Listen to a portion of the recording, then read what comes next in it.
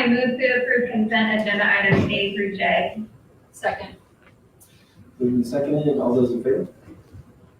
Aye. Aye. 7-0. Student fees for 2020. Well, you know, a lot of things change rather rapidly, and when we brought this to you last time, we decided that we didn't need any changes, and now we really feel like we don't need any changes, because we're getting more and more unsure about what next year will bring. So we are recommending that you approve the 2021 fee schedule, and it reflects no changes from the current schedule. I move to approve the student fees for 2020-21 as presented. Second. Any discussion? Yeah, I feel like last time we talked about this, we had asked for like a in-year of how the textbook fund looks, because you always just show us the in-year balance, and we were kind of wondering what it looks like within the year. Like what was the low point? Yeah, like what's the low Yeah. When we point? make purchases? Because part of your guys' argument for keeping this is that we use that money for textbooks within the year, so kind of wanted to see how that actually looks. I don't know if that's something easy you can pull up or not, or if anyone else is even interested in looking at it. I think about it. Yeah, that was this movement. Oh, I thought maybe it was surfing, you know. One more time with the movement, I didn't quite get that. Yeah. It's August when we get the fees and we spend all the money. I'm on board. Yeah. And I think now, especially with so much like economic uncertainty and so many people losing their jobs, like I really don't feel comfortable asking families to fork over a couple $100 at the beginning of the year. I imagine that most of those people affected would qualify for our current free fees, free and at least reduced. That would be correct. If they're unemployed, they would automatically qualify for a waiver for the application, meal application, which, That's not the waiver. right. Given to all families who apply. Yeah, but I also don't think just a lot of people are unemployed that are still hurting economically right now. They could be So temporarily unemployed, but employed by the time that comes around. So proving Business your income owners. could be difficult. I don't know. So outside of June being the lowest month, August is typically our lowest month. And then it hovers pretty consistently. around 400,000.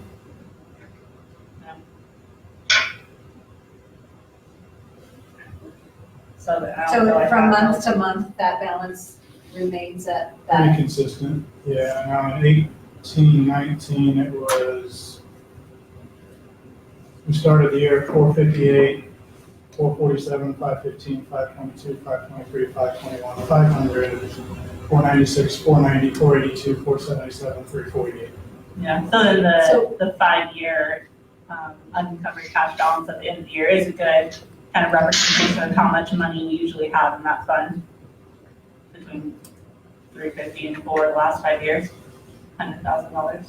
So if you go back to the last large adoption, which would have been for English language arts, which would have been in what year, Sheila?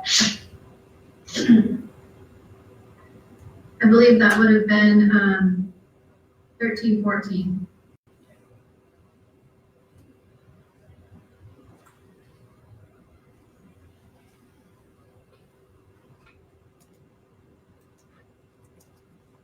So I don't know if anyone else is interested in taking a look at this, reducing some of them, maybe reducing the fees for people who qualify for reduced lunch, removing those fees, removing some of them. I'm open to compromise here, but I just think It's now is not a good time to be asking families for paying additional tax to send their kids to school. It does raise a question in my mind that I don't recall seeing as any part of our expenditure planning, our 5-year plan, curricular material expenditures. Am I just forgetting where those were included? Or did we have a rolling plan for those to sort of explain our expected expenditures? I don't think we have a formal plan. Sheila has a plan, but we never know what those resources are going to cost from year to year. So, and again, part of these funds go directly back to the classroom in purchasing of materials every year. So One thing that just kind of comes to my mind with everything that we've been dealing with is now we're sending mobile devices with kindergarten through 6th grade students who we haven't in the past. So I would assume that there could be some additional costs for technology later on for replacing devices, things like that, because we have so many more students taking them home now. right. And that is another point to be made here. The amount of money that is currently in that textbook fee or that textbook account also includes the technology deposits that we receive. So if you look at what we actually collect for textbooks and then what we expend, it's because we started collecting those fees and we have not used those fees to make replacements as of yet. Am I correct on that? That's what I remember that we discovered the last time, most recently when we were looking at this. So a certain amount of this money is technology dollars that we have collected, but we have expended out of general fund rather than expending out of the textbook fee for things like repairs and purchasing of new equipment. So, About $200,000 of this balance belongs to tech fees. so if you look at, again, if you look at a 5-year look at that, you would have to look at those dollars in relation to the also the inclusion of the tech fees. Because the balance would be less if you took the tech fees that are collected and not expended yet out of those dollars. So we would not have enough money on July 1. We would not have enough money to purchase textbooks for this upcoming cycle. Because generally speaking, if I'm remembering correctly, Sheila, jump in here at any time, that was around a $300,000 expenditure when we Yeah, purchased. it was actually 400,000 that year, Deb, because that was 6 buildings. So, and we're getting ready to do the same thing this July. Right. I mean, it'll be either out of this school year. So those dollars will be reduced significantly possibly as of July 1. Depends on when we run that PO, purchase order for those textbooks. And then it builds back up. And sometimes we transfer money to that at the end of the year. So we could just use general funds, right? We don't have to use money from the textbook fund. We don't have to charge fees to buy textbooks. Well, yes, the reality of that is yes. And then you would have to, again, if you don't charge the fees, which is entirely the board's decision, then the result of that is going to be you're going to have to make a cut someplace else because you're going to have to replace those fees. So what would you like to cut? Because that's really what it comes down to. So for me, I mean, I think we're not in a place to just completely waive all the fees. But I would gladly look at a reduction in fees, but we don't know what our low point has been through the last 5 years as we making these purchases. Even if we make a $400,000 purchase, I understand that's really high, but if you look at these July 1 dollars, you know, what, 4 out of these 5 numbers I'm looking at are over $400,000. So, I mean, I'm just speaking hypothetically, let's say we made all the textbook fees $60 instead of 65, 80, 80, 85. It would be a reduction in fees, it would be a relief for families, and it wouldn't gut the fund, but it would cost us, let's say $40,000 or something. So we don't have to completely, I mean, there's some middle ground here. It's not just get rid of them altogether or keep this 100%. If we knew what our low point was, we could say, well, there's plenty of room in here. We could get some relief for families without getting charged. I don't know what our low point has been in that account. Well, the low point of unencumbered cash as of July 1 would have been this last year at $354,000, and $200,000 of that was money that was collected for technology that we have not expended yet. And so that would leave 154 plus whatever income came in this year for that in order to purchase, or make a purchase of about $400,000. So it sounds like even then you're about short. So you'd probably be taking from the general fund. And so we will be taking some money from the general fund. And then are you gonna ask And us what transfer. we're gonna cut to do that? Well, what we will likely do is look at end of year budget and make a transfer at the end of the year and not purchase some other things that we would purchase ahead in order to be able to make that transfer, to be able to have the money in that account to pay for that PO. Okay, so we have a motion and a second on the table, so I'm gonna go ahead and call the vote. All those in favor? Aye. Aye. Aye. Opposed? 6-1. All right. Next item, approve revisions of policy BOE workers' compensation. Last summer, the board reviewed the recommendations for revisions, and this was one that accidentally got left in our drafts. And so we just basically need approval to this. This is what complies with our current practice because it's what the law requires us to do. So there are just some a few changes, changing like sick leave to applicable leave policy. It's not just sick leave. And adding.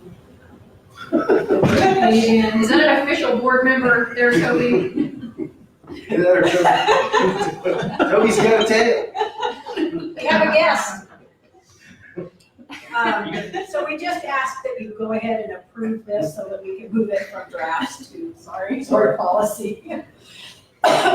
Sorry, I wrote that, didn't I? I move to approve revisions to board policy GAOE workers' compensation as presented. Second. All right, all those in favor? Aye. Aye. I thought it was supposed to be now. 7. All right. People out there watching you, so I don't know what they'll do. All right, approval of staffing positions for 2020, 2020.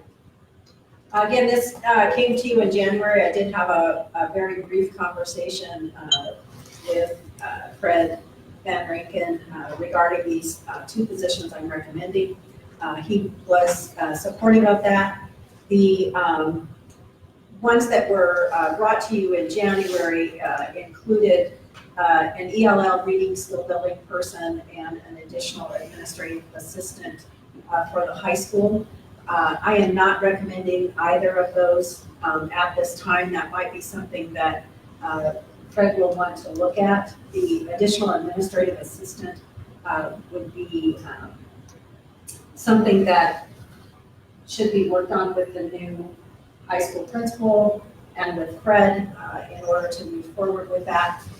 The ELL reading skill building, we're going to continue that more or less the way we have been, so ELL support will be provided by Ms. Gunn, and how they deal with the reading skill building will depend on who they hire for the positions, the open positions at the high school. And then the custodian at Walton Rural Life School, had a conversation with Chris Schaefer, and we covered that additional person with staffing that we currently have, maybe with the addition of a few hours, so it doesn't require a full position, but it may increase the hours and a person either traveling or shifting a half-time person to that building. Not quite sure yet, but he thinks we can cover that.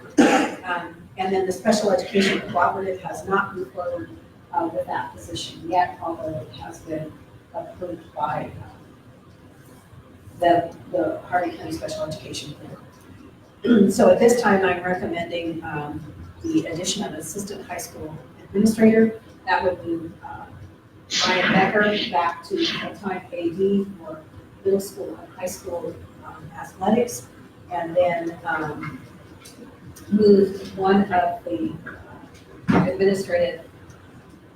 assistant administrators to full-time CTE and Baylor Academy and Virtual Program. And then the other three would remain in the building along with high school principal. And I assume those distinctions will be determined with the new principal. Correct.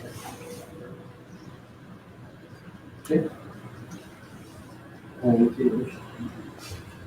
move to approve the staffing positions as recommended. Second. Moved and seconded, any discussion? All those in favor? Aye. Anyone else?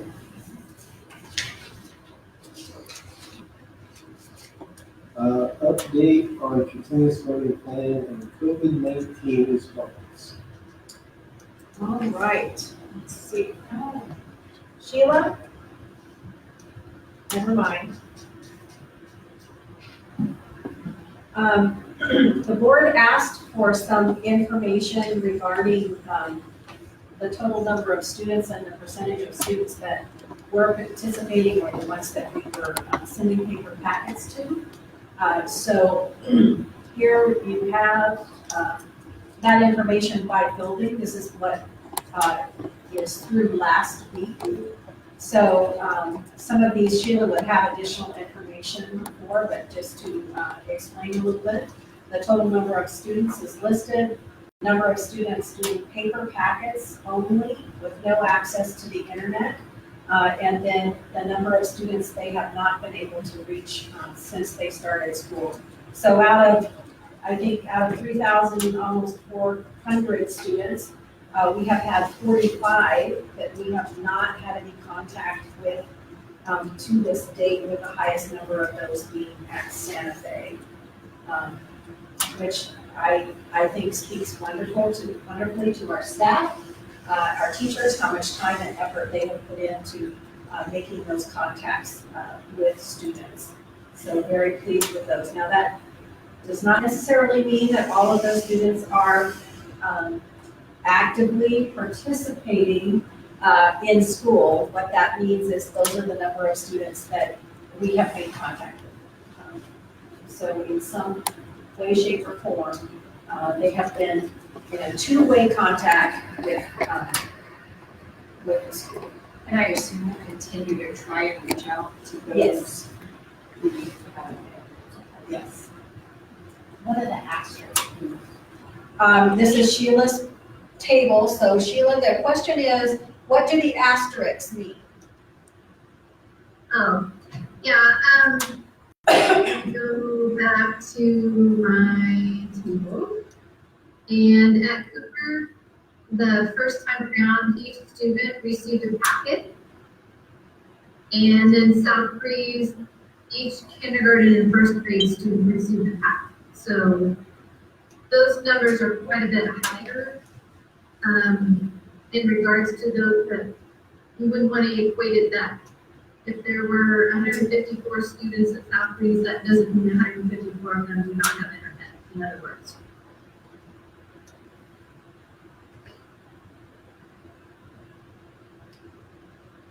We also have continued to tweak our plan as we go. We've, for instance, several of the building administrators have re-stressed with their staff that this is supposed to not be the equivalent of what students would be expected to do in a 6-hour school day, that they need to limit the amount of time that students are scheduled to work on this to the framework that we provided. I imagine that it's very difficult to tell if I'm a teacher how much time something will take a student to do. You might have a concept of that and then find out that it takes 3 times longer. As a classroom teacher, I can tell you that when I did planning, sometimes I thought a lesson would take them quite a long time to work through, and they would be done in 10 minutes. And another time when I thought it was going to take 10 minutes, it took them 3 days, to finish a project.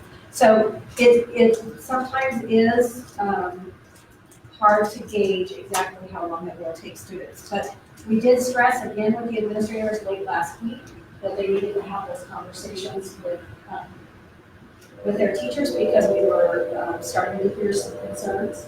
And so we wanted to make sure that our teachers were aware of the concerns.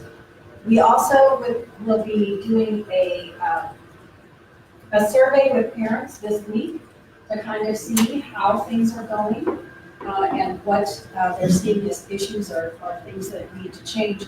Sheila, can you give them some details about that survey? Yes, and while I'm looking at that too, I want to mention that we were also going to be reviewing what would be a survey again of students as well as staff. There's kind of 3 parts there, but those groups are going to meet tomorrow, or that group is going to meet tomorrow again, so we don't have a definitive, or definite decision on that. But in asking the parents, we're going to talk again a little bit about just the quality of accessibility, whether it was through internet device or communication, amount of schoolwork being has to get done. There's some text boxes for them to give an actual stated answer as opposed to just clicking on a button. How much support exists. So some things we're going to be repeating from the beginning, but we want to still gauge that support. So we ask them what kind of support is still available for them during the school day. How do they feel in regard to the technology, so those are repeated. Still again, talking about method of communication, but then as it was a little bit, we've also some questions that they're asking about what support family needs. And I think that mental health is really going to rise to the top, but also maybe child care, transportation, or other. That just gives you a little bit about parenting. Thank you. I know you said, I think you explained it, but I didn't catch it. Why is there 154 packets for Southbridge? Because all of the kindergarten and first grade students received a packet the first week, whether they had access to a computer or not. So I want to say a lot of the kindergartners did, at least kindergarten, because my kindergarten did, and she doesn't go to Southbridge, so maybe that's just how Southbridge reported theirs. Right. And again, each building would have interpreted what we were asking possibly differently, and then reported it differently. So we were asking which students received packets, and so all of the kindergarten and first graders at Southbridge received packets. Now, I don't know if they are still receiving packets, even now, or if that was just during the first week. Do you happen to know, Sheila? To my knowledge, no. I think even Matt was asking if that was in the beginning to get them started, but I think it's not as frequent right now. But again, didn't ask that question specifically. today under the building administrator. They were kind enough to fill this in as they had time, and I had asked them late last week. So do we know the number of kindergartners and first graders? That sounds. Roughly, there would be between 60 and 69 students in kindergarten and first grade. I don't have that number right off the top of my head, but class sizes would be around 20. So about 120. They have 3 sections. So that, most of the other schools only have 2. I think Sunset also has 3 sections of kindergarten this year. So some schools, that's why the number of students differs from school to school. Some schools are completely a 2-section school, so Northridge is a 2-section school, but they have a categorical program, so their number might be slightly higher than another building. Slate Creek has a 2-section school, and Walton has a 2-section school. South Breeze is completely 3-section, we have 3 sections of every grade level. And Sunset has 3 sections of some grade levels, so I believe it's kindergarten and first this year, and kindergarten first and third. That number just kind of pumps that much. I was more surprised at the Santa Fe numbers, 14 people on the level. Yeah.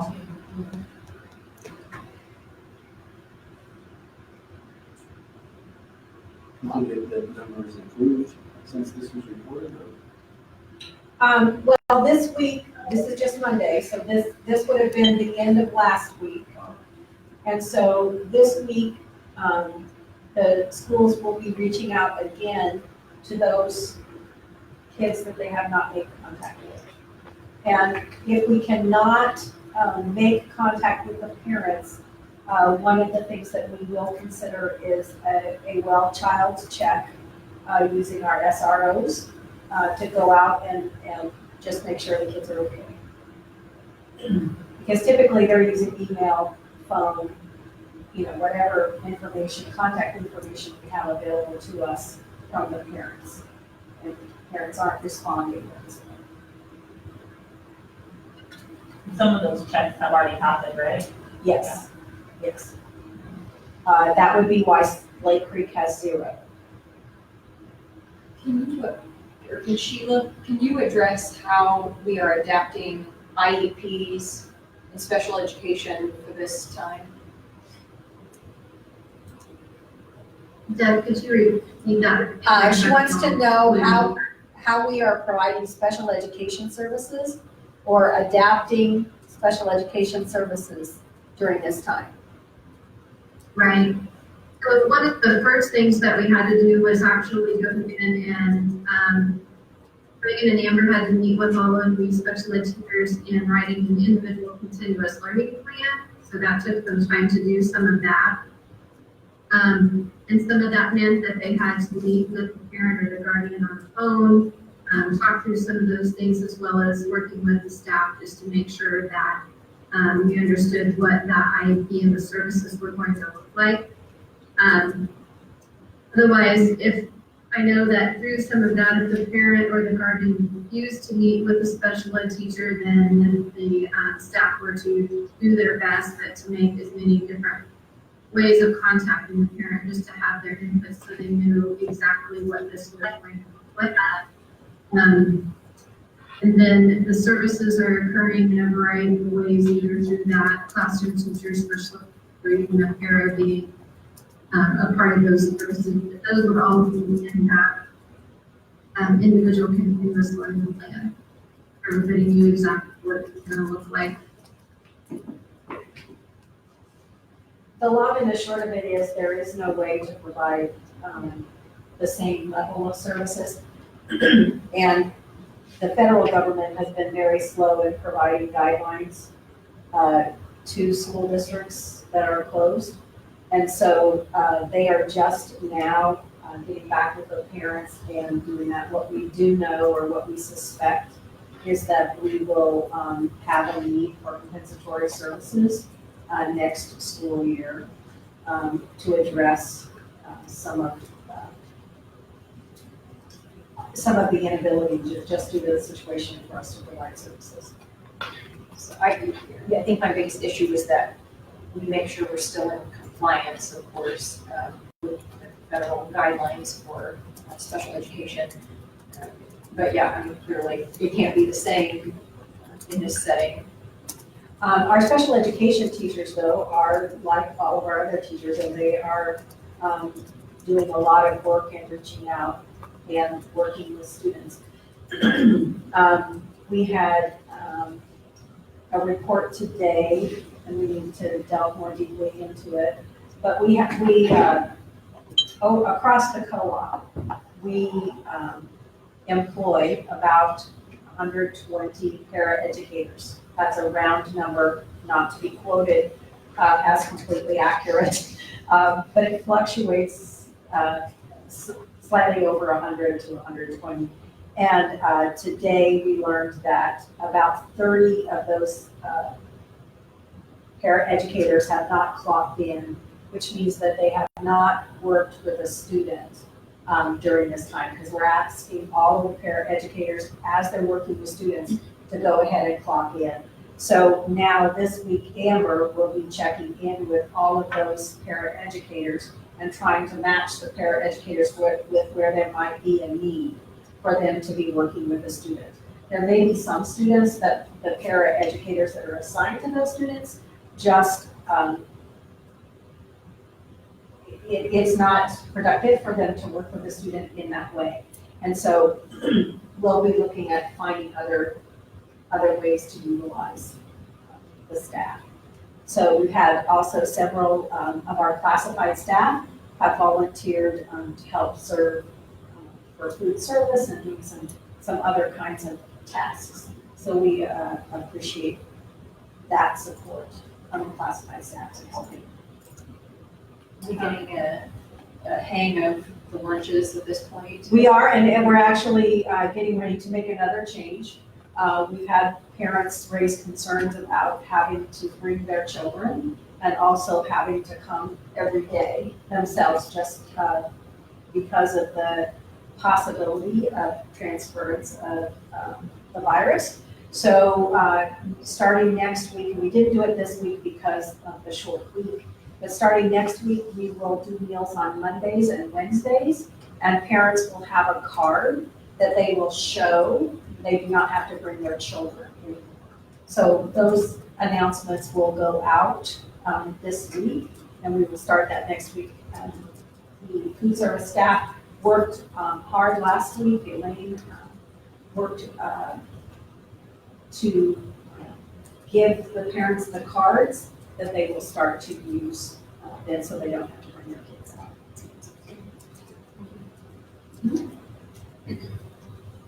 Any other questions?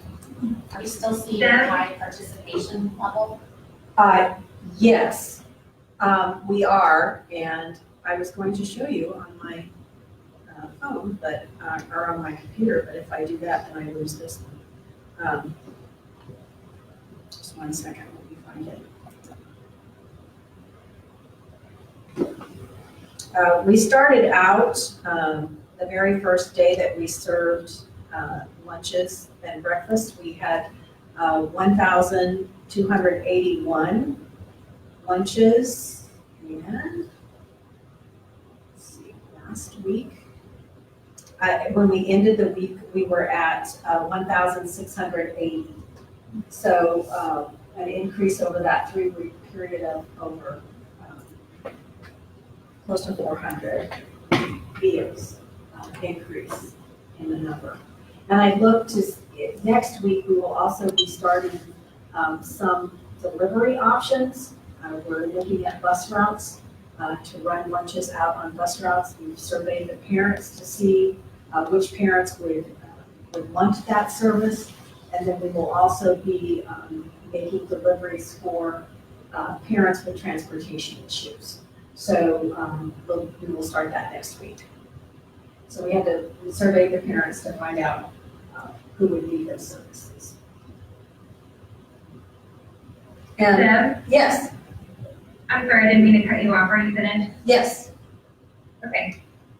Are teachers tracking not just when they have communication with students, but how many students are actively participating in the continuous learning plan? And what does that look like from the first week that we started it to the second week, which would have been the end of last week? Does that make sense? right. Yes, teachers are tracking it. We don't have that information in a form that I would feel confident sharing that at this point. That will be one of the things that we will collect information on, either through the survey or a Google Doc that we put out there for the staff to complete, but we don't have that data yet. The first week was all about just reconnecting with students. And this last week, the one we just finished, the 4-day week, was about that first learning experience, about having assignments and turning in assignments and those kinds of things. So that's the data that we don't have collected yet. Okay, thank you. Any other questions? Okay, next item is the approval of the gift request. I move to approve the gift request as presented. We thank Michael Ruggiero, I'm sorry if I butchered that name, to Newton High School for a baseball pitching machine valued at $3,683.58. And also a thank you to the Northridge Elementary PTO, to Northridge Elementary, for a donation to help the PE fundraiser night of $100. Second. Moved and second, all those in favor? Aye. Seven. If I could, just real quickly before you go on, another question that we've been receiving, and what reminded me of this is PTO fundraiser. With some information, some questions people have had about their fundraiser prizes and those kind of things. Our building principals will be sending information out to parents regarding that. What we've found is that some vendors are not sending the information in, not sending the prizes until next school year because of the virus. So that information will go directly to the parents. So if you do get questions from anyone in the community, refer them back to the building because it's different by building. Sorry.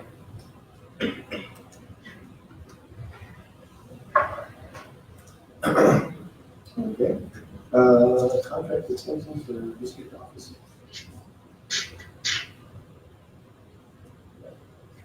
I move to approve contract extensions for the district office licensed and classified administration as presented. Second. Moved and seconded, any discussion? All those in favor? Aye. 7-0. Approved contract extensions for building administrators. I move to approve contract extensions for the building administrators as presented. Second. Moved and seconded, any further discussion? All those in favor? Aye. 7-0. Approved payment to substitute teachers due to COVID-19. Deb? Again, one of the unknown and unpredicted things that happened was the cancellation of a lot of sub-hirings that had already happened throughout the rest of the school year. Substitute teachers perform an amazing service to our district for a relatively small compensation anyway, and for them to lose this income also puts a hardship on them. We feel that in honor of the work that they do for our district every year, and in recognition for the fact that they had already committed time to these openings, we are recommending that the board provide for the substitutes. There are 45 of them that have signed up for jobs, between March 23rd and May 15th for a total of 230 days. That the board authorized us to pay them for the days that they had already contracted for or signed up for at a cost of $24,191. That's without fixed costs, and approximately $26,126 with the fixed costs included. This would be paid for from the balance in substitute teachers. And we have funding there to be able to pay them. Is this part of a funding bill from the state that requires us to pay this out, or this is just us out of the goodness? Correct. We are not required to make this payment. The board is not required to make this payment. But we just felt like we had had several requests from substitute teachers to the district office concerned and feel like it's just the right thing to do when they had already signed up for these days. And normally if a substitute signs up for a day and we cancel it, we pay them for the day. So we just feel like it's the right thing.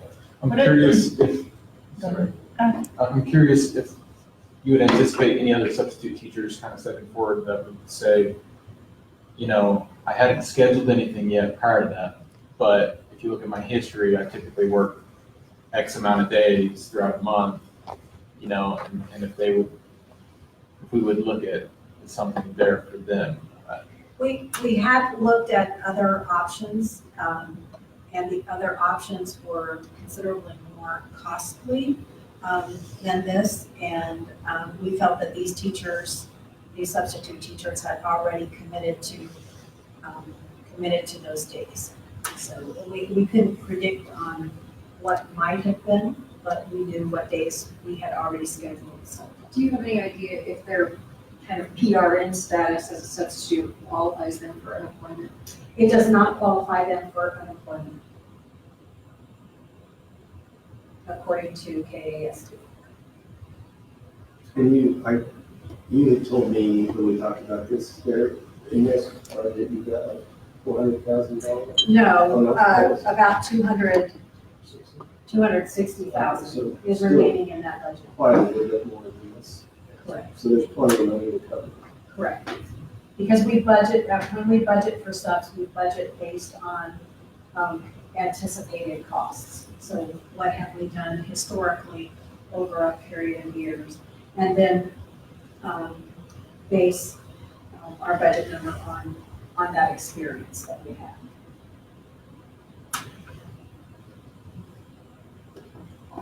So the reason that we have 200,000 left, 260,000 left, is because all of third quarter, we are not expending money, which is a lot of times when teachers take personal days in third quarter, where we see a lot of sports activities that teachers have gone during the day, those kinds of things. So. I had a question relating to this. What happens if one of our current teachers that has virtual plans for the day isn't feeling well? Well, one of two things could happen. They could decide to get a sub, or they could decide not to have class that day and just postpone it, because they're not also not busy to fill a full school day in the same way that they would have been if they were in the building. So they may have some flexibility in their own schedule to be able to do that. But if they were to hire a substitute or want a sub to take their class, then we would make arrangements to do that and make a sub. And I think they have a lot of flexibility to record ahead of time, lessons. Yeah. They can respond. I mean, knowing our teachers, I'm in doubt that anyone's gonna use that option to take a sub when it's just at their home. Yeah. There's so much flexibility, but I was just wondering. But we normally, if it was a teacher, let's say for instance that we had a teacher that was going to be hospitalized. Yeah. Then again, we would look at hiring a sub to cover that teacher's time with those students, just like we would if they were not in the building during the day.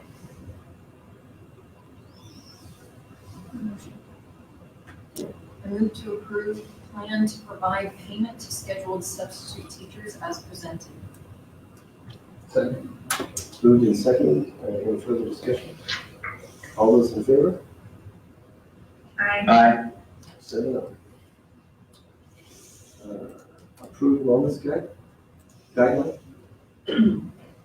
Again, the information is provided for you regarding our board policy JGCA and the need for a wellness plan for each and every district. We have been working towards this for a number of years and feel like it is now time, and would also put us in a position to be able to request grant funds to help support some things in our buildings that we feel would help our students and our staff be healthier. So we are asking the board to approve a guideline that states USD 373 will not use food as a reward in district schools unless the food meets smart snacks in the school. All foods sold in schools standards or in the instances of IEPs. So if a student has a particular reward system in place in their IEP, that would stand regardless. And then alternates to food rewards are encouraged in IEPs would be our next step then. So the grant money that we would be applying for through the Healthy Kansas grant, Healthy Harden Coalition Pathways to a Healthy Kansas grant, would be to support water bottle filling stations at each school and non-food rewards to share with staff. So examples of those things to kind of get them started. So again, this is something that the Wellness Committee has been working on for a number of years. I think the first time we put something out might have been about 5 or 6 years ago. And when we told people we were going to take their, we didn't tell them that we were taking their cupcakes away, but that's where they went. You're taking our cupcakes away. It was met with considerable resistance. And so we have worked on baby steps, and we feel like there is less of that, and people understand the smart snacks in schools information much more than they did at that time. So again, we think it's the right thing to do to help support health for our kids. I think it's good to be clear that these are the smart snacks. That would be district provided snacks. We obviously don't really control what a parent may bring into a room or something like that. But this is what a teacher would give out as a reward to the student for whatever. Instead of the mini Hershey bar or the gumball or the other things that teachers might provide to students as a reward. And I believe that the Wellness Committee has talked with food service about how they can pair together and provide snacks that meet those guidelines. So the teachers wouldn't be funding this on their own? That is not necessarily the case because we don't fund snacks. We don't fund rewards now necessarily. So if a teacher goes out and buys gumballs and provides a gumball for students on different occasions, that would not be something the district would fund anyway. What we're saying is if you're going to provide a reward for your class, then it needs to meet the smart snacks guidelines. If you're going to provide a reward for a class that you're paying for, that you, the teacher, are paying for, that has to be. Right, and for anything, like if we were doing a reward, I'm trying to think of an example, where there might be a competition in a school, for example, and a classroom is going to get some kind of a reward for winning the competition, then that reward would have to meet the smart snacks. And then in that case, the district would provide it. In this case, we're looking towards finding grant money or using part of the grant money to be able to provide some of that, but we would not be able to address all of it. So if a teacher wanted to go and buy a bag of candy, for them. No, what this is saying is that, period, we will not Okay. use food as a reward unless it meets that standard. So as a teacher, I can go out and buy, Bananas. I went, huh? Bananas, here, thank you, that would be a good example. Or the little oranges, the Cuties. cuties. I could buy those and I could provide those to my students, but I could not buy cookies or high fructose ice cream pops for my class unless they met the standards. Well, and I understand all of that, it's just that the teachers are providing a smart food or non-smart food as it is now. They're using their own money to do that. And you can reward many more students with a bag of Hershey chocolate than you can bananas. So my concern is teachers, you know. Honestly, spending I their think dollars. the encouragement is to get away from food rewards, period. Okay. Because we shouldn't be teaching our children that when you do Sure. something good, you go eat because of it. Yeah, and I get that, I you know. I mean, you can buy Teacher 1,000 expenses. pack of mini erasers for as much as you Right. buy a Yeah. bag of candy. So I think that's where the shift is, that we would like to move away from rewarding people by eating. And yeah, and I get that, I get that. Erasers taste terrible though. I don't know, some kids like them. Deb? Mhm. How does this work into, things like muffins with mom, donuts with dad, anything with grandparents, where we try to promote, a sense of family between our students and then extended family or community members? Does that fall into the same category as well? Pizza party. Right. Again, this would be one of those things that we have struggled with as a committee for really literally every year I have been here. So our food service director is very willing to work with our administration and our teachers regarding those kinds of activities. This does not limit donuts with dads or muffins with moms.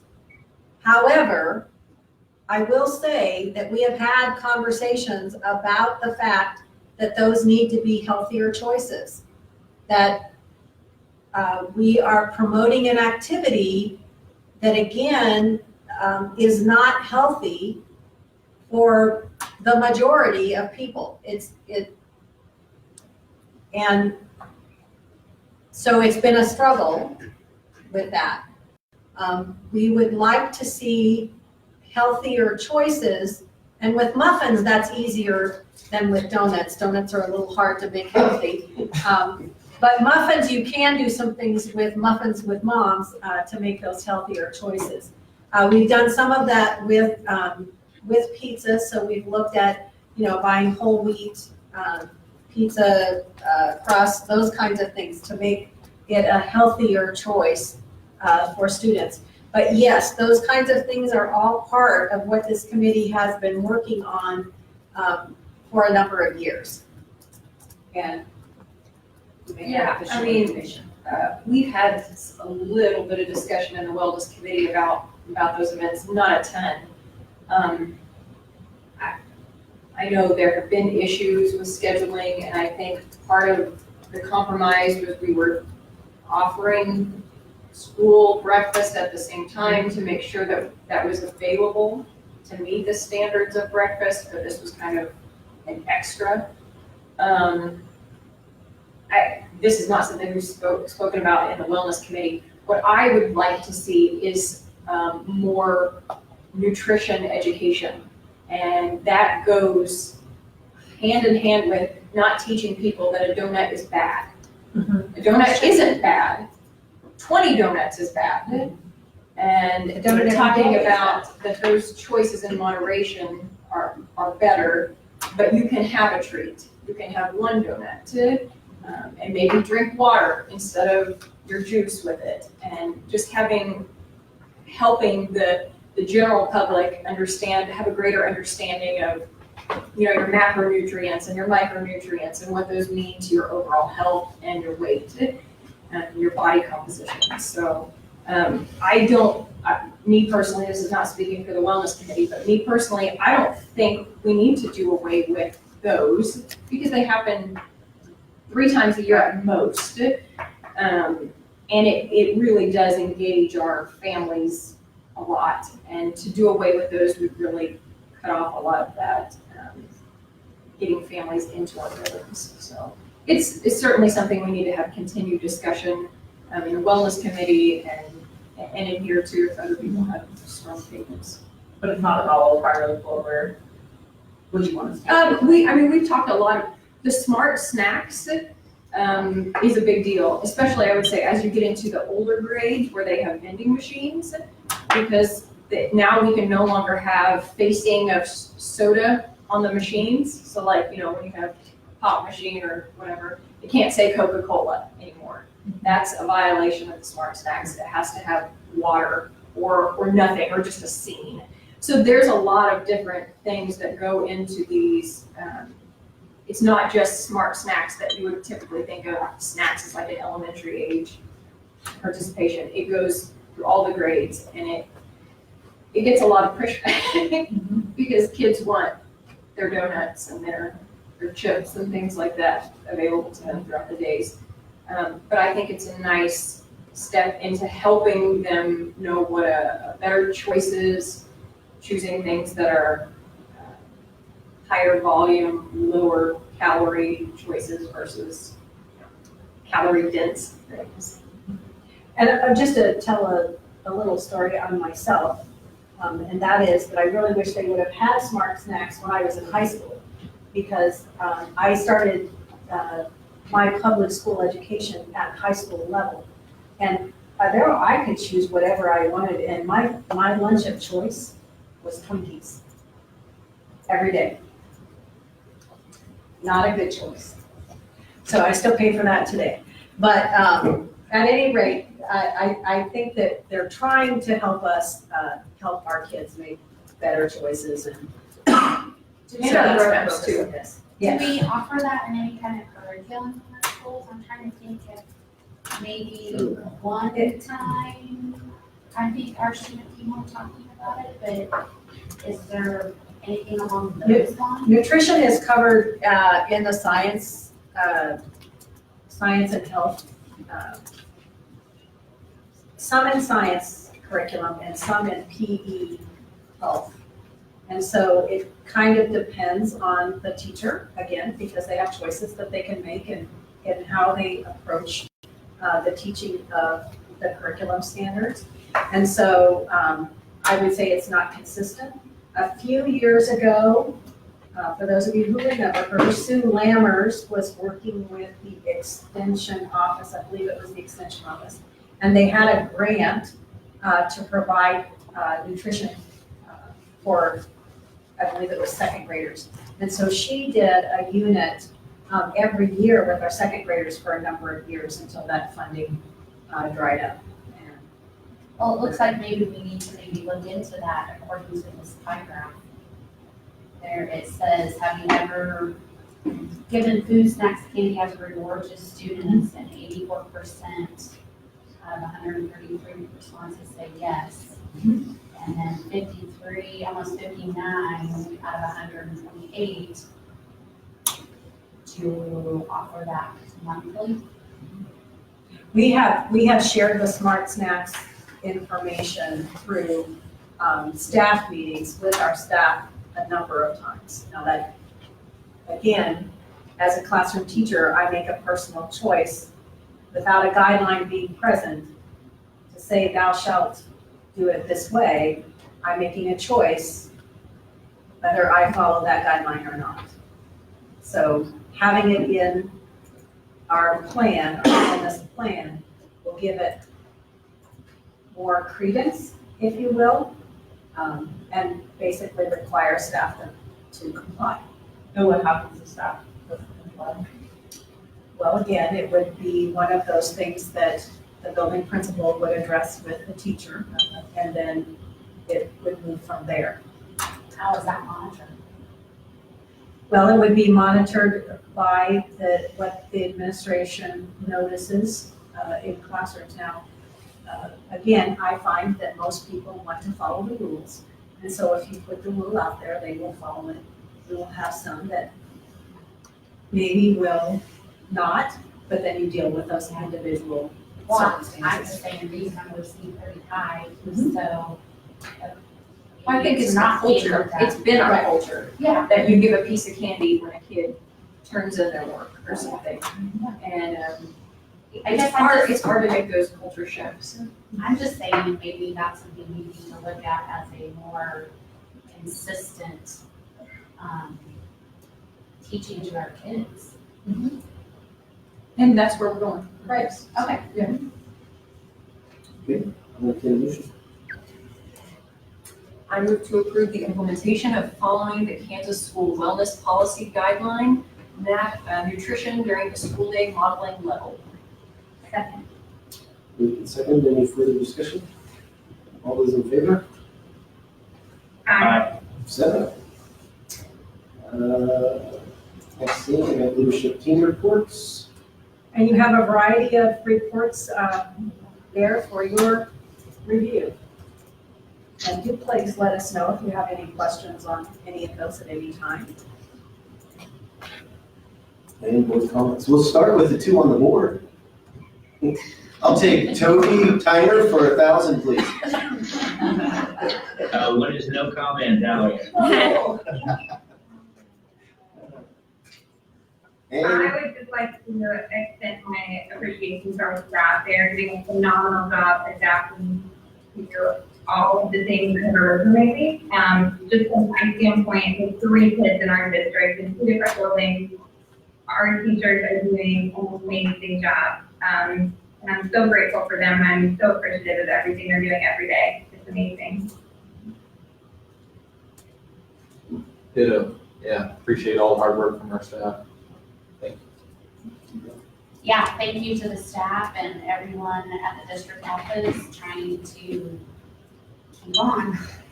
It's much appreciated and we'll get through it.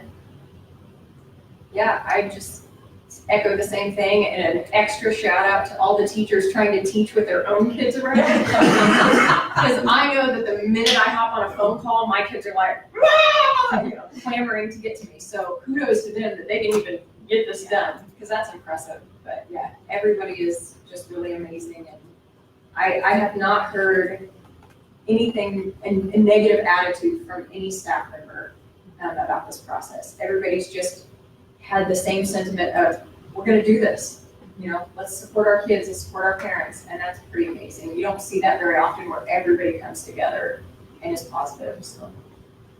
And I wanted to give a shout out to our school district, Brian Kuzik, who was a 2018 graduate of Union High School. He enlisted in the Air Force and found out last week, that he's going to go to the Air Force Prep School to start his journey through the Air Force Academy over the next 5 years. And that makes, at my calculation, I think in the last 8 years, 10 students from our district that have made it to the service academy. So that's quite impressive and quite an accomplishment for Brian to do it the hard way. We call it the Mustang. You first start out as enlisted and make your way to be an officer. So I was really proud. Congratulations. That is awesome. So, all right, I'm going to take a motion. I move to adjourn. Second. All those in favor? Aye. Okay, so